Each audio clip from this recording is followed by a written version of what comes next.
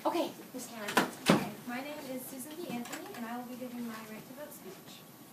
Friends and fellow citizens, I stand before you tonight under indictment for the alleged crime of having voted at the last presidential election without having a lawful right to vote.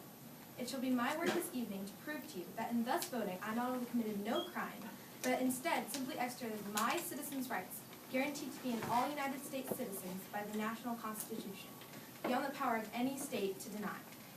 The preamble of the federal Constitution says, "We, the people of the United States, in order to form a more perfect union, establish justice, ensure domestic tranquility, provide for the common defense, promote the general welfare, and secure the blessings of liberty to ourselves and our posterity, do ordain and establish this Constitution for the United States of America."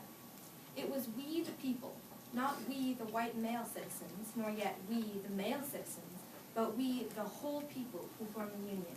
And we formed it not to give the blessings of liberty, but to secure them, not to the half of ourselves and the half of our posterity, but to the whole people, women as well as men. And it is a downright mockery to talk to women of their enjoyment of the blessings of liberty, while they are denied the only means of securing them provided by this democratic Republican government, the ballot. For any state to make sex a qualification that must ever result in the disfranchisement of one entire half of the people is to pass a bill of attainder, or an ex post facto law, and is therefore a violation of the supreme law of the land.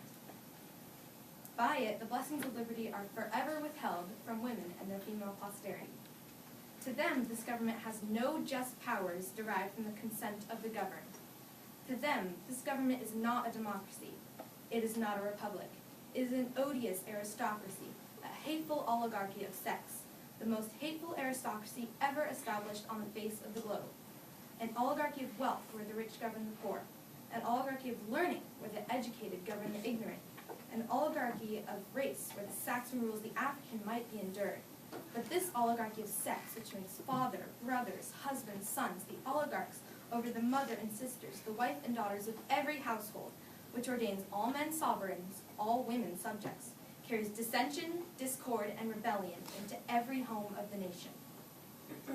Webster, Worcester, and Bouvier all define a citizen to be a person in the United States entitled to vote and hold office. The only question left to be settled now is, are women persons? And I hardly believe any of our opponents will have the hardihood to say that they are not. Being persons, then, women are citizens, and no state has any right to make any law or to enforce any old law that shall abridge their privileges or immunities. Hence, every discrimination against women in the constitutions and laws of several states today is null and void, precisely as is every one against Negroes.